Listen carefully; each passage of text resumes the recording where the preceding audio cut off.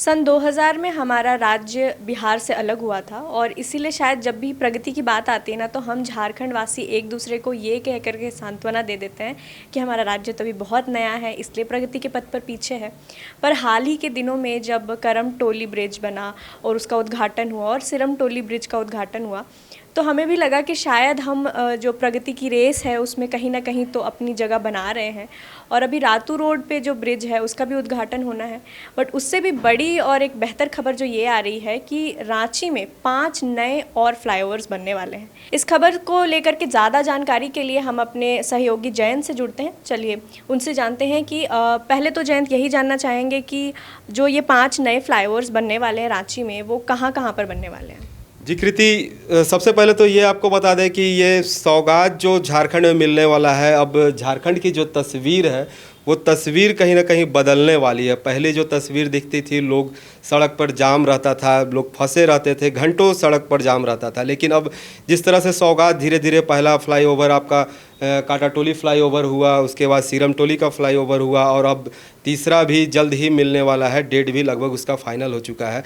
Ratu road corridor flyover कहे तो ये रातू रोड कॉरिडोर का है। ये भी 3 जुलाई को इसकी सौगात मिलने वाली है। 3 जुलाई को यह जो केंद्रीय मंत्री हैं नितिन गडकरी, इनके हाथों से ये उद्घाटन होने वाला है। लेकिन अब इसके साथ अब कहे तो झारखंड में जिस तरह फ्लाईओवर का एक जाल बिछने वाला है कि लगातार जो है 5 फ्लाईओवर मिलने वाले हैं। जिसमें पहला फ्लाईओवर की बात करें तो ये कार्तिकपुरा चौक से लेकर LPN शाहदेव तक ये फ्लाईओवर जाएगा, जिसमें जो रातू रोड कॉरिडोर है उस कॉरिडोर को भी ये पार करता हुआ जाएगा। ये इसको ऊपर से पार होना है। कितनी लंबाई है इस फ्लाईओवर की और क्या कुछ ब्लूप्रिंट है जो अभी देखने को मिल रहा है।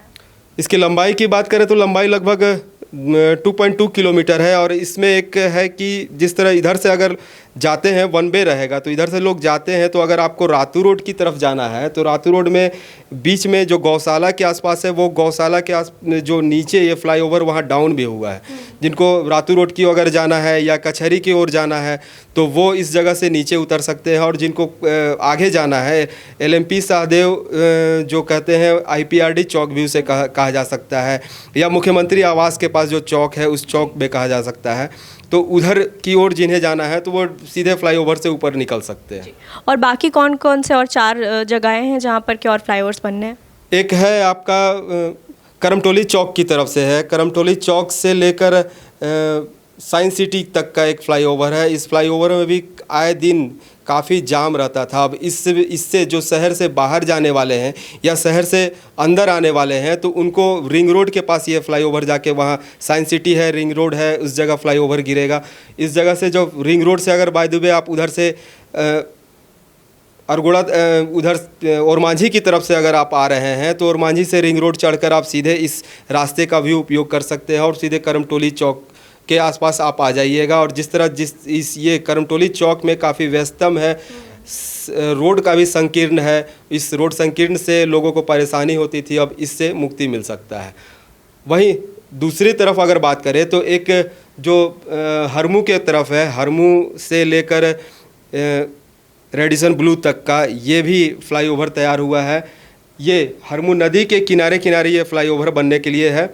हरमू नदी से लेकर हरमू नदी के दोनों किनारे पर यह फ्लाईओवर बनेगा और ये वन वे रहेगा। एक साइड से जाना है और दूसरी साइड से आना है।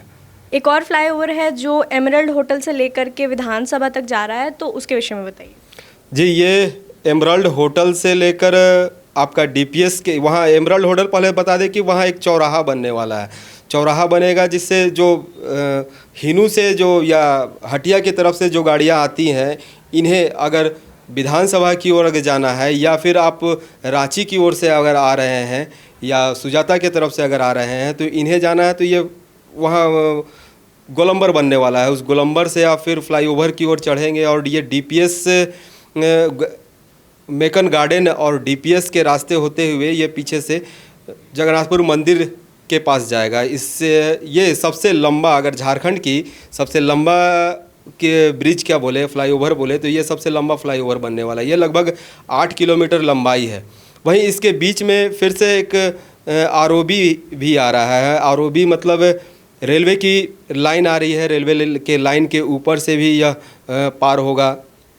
तो एक बार फिर से जिस तरह से सीरमटोली फ्लाईओवर था उस तरह का भी हो सकता है कि नज़ारा देखने को मिल सकता है।